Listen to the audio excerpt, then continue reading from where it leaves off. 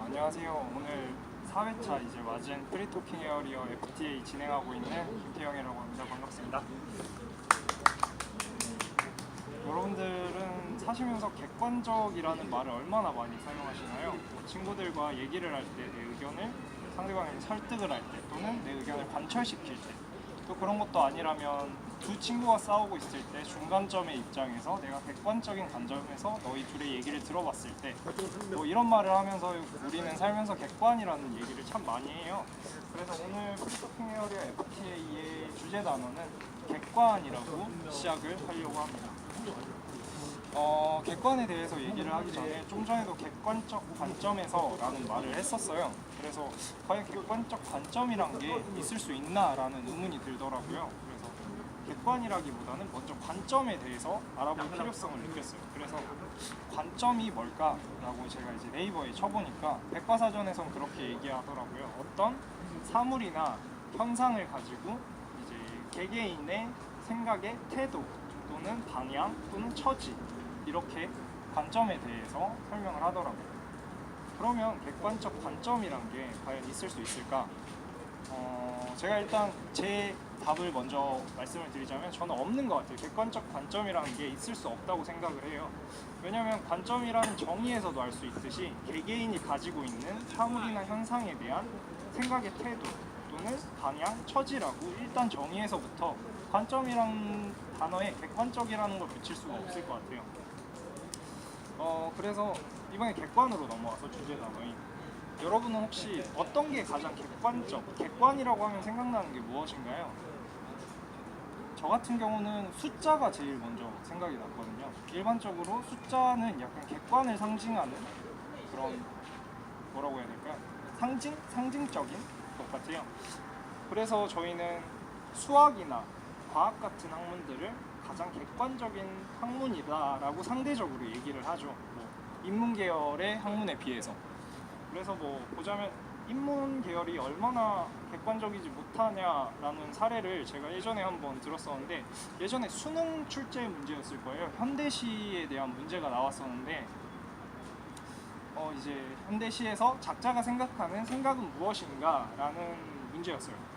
근데 이제 수능이 끝나고 이제 한참이 흘러서 이제 그 작자와 어떤 인터뷰가 있었는데, 거기서 그 작자분께서 말씀하시기를 나는 전혀 그런 생각을 하고 시를 만든 적이 없다라고 얘기를 하셔가지고 되게 언론에서도 그렇고 네티즌들한테 많은 웃음도 자아냈고 비판적인 그런 피드백도 많이 받았다고 해요. 그러면 좀 전에 저희가 얘기를 했던 숫자는 과연 얼마나 객관적인가 라는 것을 한번 얘기를 해보려고 해요. 오늘 온도가 한 12도? 11도? 이 정도 되는 것 같아요. 지금의 온도가 12도입니다 라고 얘기를 하면은 여러분들은 그냥 머릿속에 1, 2 해서 12라는 그냥 숫자만 떠오르시나요? 저 같은 경우는 12라는 소리를 들었을 때 쌀쌀할 수 있겠다라는 생각이 가장 먼저 들었어요. 12도라는 숫자를 가지고. 그리고 또 어떤 분들은 저와 다르게 춥다라고 생각을 하시는 분이 있을 수도 있고요. 또 어떤 분들께서는 노상하기 좋은 날씨다, 맥주 한 캔 들고 밖에서 뭐 25시 가가지고 치킨 먹고 맥주 한잔 하기 좋은 날씨다 라고도 말씀을 하실 수 있을 것 같아요. 12라는 숫자는 너무나도 객관적인 숫자죠. 그럼에도 불구하고 또 다른 예를 하나 들어보자면, 지금은 거의 사용하는 일이 없는데 예전에는 이제 모르겠어요. 지금도 시골 가면 우물을 사용하시는 분이 계실 수도 있겠죠? 근데 그 우물의 온도가 18도로 정해져 있다고 합니다. 한겨울이든 한여름이든 우물의 온도는 18도에서 변하지 않는데요. 근데 여름 같은 경우에 우물에서 제가 해본 적은 없지만 18도의 물을 이렇게 떠서 마시면은 정말 상쾌하고 시원한 느낌이 들겠죠. 하지만 겨울에 만약에, 요새 겨울 영하 10도까지 떨어지는데 영하 10도에 이제 우물의 물을 이렇게 떠서 마시면은 시원하다는 느낌보다는 좀 미지근하다, 아니면 좀 따뜻할 수도 있다 오히려 라고 생각을 할 수가 있을 것 같아요. 좀 전에 말했던 오늘의 온도 12도 그리고 또 우물의 온도 18도, 같은 숫자의 개념이지만 우리 사람이 생각하는 생각과 시선이 투영이 되는 순간 이 숫자라는 것조차도 객관성을 잃어버린다고 얘기를 할 수 있을 것 같아요. 이러한 객관적 관점에 대해서, 객관적 관점은 없죠. 제가 좀 전에 말했듯이 아까 얘기했던 관점으로 살짝 돌아와서 우리는 어렸을 때부터 좀 긍정적인 사고를 해라, 긍정적 관점을 가져라 라는 거를 부모님들에게 듣고 살아왔어요. 가장 많이 들었던 것 중에 하나가 여기 컵이 하나 있어. 근데 여기에 물이 절반이 들어있어. 이걸 가지고 우리는 두 가지 생각을 할 수 있죠. 물이 절반밖에 안 남았다. 또는 물이 절반이나 남았다. 이런 얘기를 저희는 어렸을 때 매번 들으면서 살아왔을 것 같아요. 부모님에게서도 들었을 거고요. 뭐 아니면 유치원, 초등학교에서도 이런 얘기를 한 번쯤은 들어봤었을 거예요. 근데 이런 긍정적인 관점이 얼마나 중요하다고 제가 생각을 하냐면, 이러한 관점의 변화는 좀 전에 말했듯이 사람의 생각의 방향과 처지와 그리고 또 시각을 바꿀 수 있다고 생각을 해요. 그렇기 때문에 이러한 관점을 누군가가 일부러 바꾼다면 정말 위험할 수 있다라는 생각을 해봤어요. 그래서 과연 이 관점을 변환시키는 거에 대해서 어떤 예시를 들을 수 있을까라는 생각을 해봤거든요. 그렇게 찾고 찾다 보니까 요새 뉴스나 기사에서 정말 이슈가 되는, 매일 하루 걸러서 하루 나오는 뉴스 주제가 하나 있어요. 그리고 제 또래 친구들에게는 너무나도 중요한 문제고, 바로 청년 실업이죠. 청년 실업에 대한 뉴스가 매일 나와요. 매일 쏟아져 나와요. 매일 객관적인 통계를 가지고 나옵니다. 근데 제가 한번 쭉 읽어보니까 물론 아닌 기사들도 있지만 취업자 증감률이라는 그래프나 통계 자료를 정말 많이 쓰더라고요. 그래서 뭐 취업자 증감률이 뭐 5,000명대로 낮아졌다. 5만 명대에서 5천 명대로 낮아졌다라는 얘기를 정말 많이 하더라고요.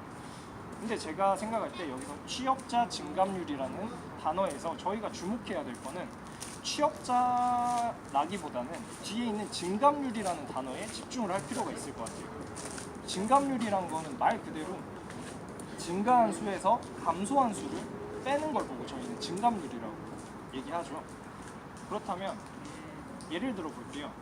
한 학교에 한 반에 30명이 있어요.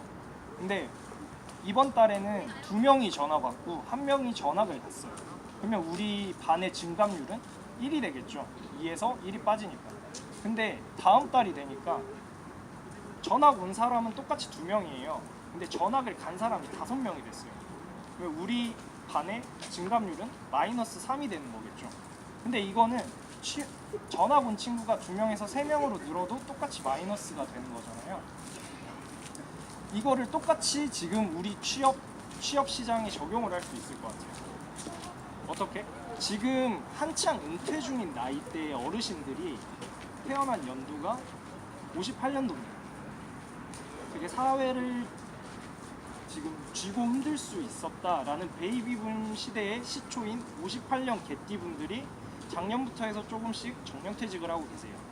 그렇다면 얼마나 많은 취업자가 늘었든 간에 이 마이너스적인 요소가 너무 커져버린 거죠. 그렇기 때문에 이 취업자 증감률은 지금도 낮아졌지만 앞으로는 더 낮아질 거예요. 더 낮아지게 될 거예요. 들리려나 모르겠는데 이 취업자 증감률은 앞으로도 더 늘어날 겁니다. 왜냐하면 58년 개띠는 베이비붐 시대의 시초구 뒤로 갈수록 더 많아집니다. 그렇기 때문에 이 취업자 증감률 수는 계속 떨어질 수밖에 없을 거예요. 또 하나 이제 기사에서 얘기를 하는 게 전월 대비라는 얘기를 정말 많이 씁니다. 전월 대비. 근데 요새는 많이 줄어들었어요. 전월 대비를 얘기하는 게. 제가 그거를 한번 보니까, 그 이유를 보니까 여러분 보통 공채 시즌, 공채가 보통 일반 회사들이 1년에 공채가 몇 번 있죠? 저희 상반기와 하반기 이렇게 2번 있어요.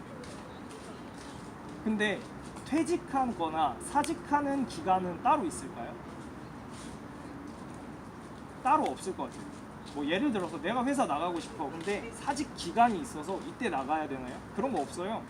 내가 퇴직하고 싶은데 이 기간까지 내가 기다려야 돼. 이런 거 없어요. 퇴직과 사직은 365일 매일 할 수 있는 거고요. 취직은 상반기, 하반기에 집중적으로 공채 시즌에 집중적으로 들어가게 됩니다.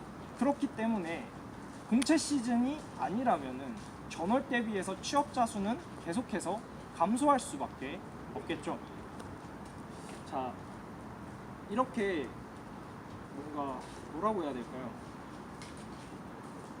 죄송한데 기자분들에게 죄송한데 되게 알고 쓰셨다면은 정말 나쁜 기자님인 것 같고요.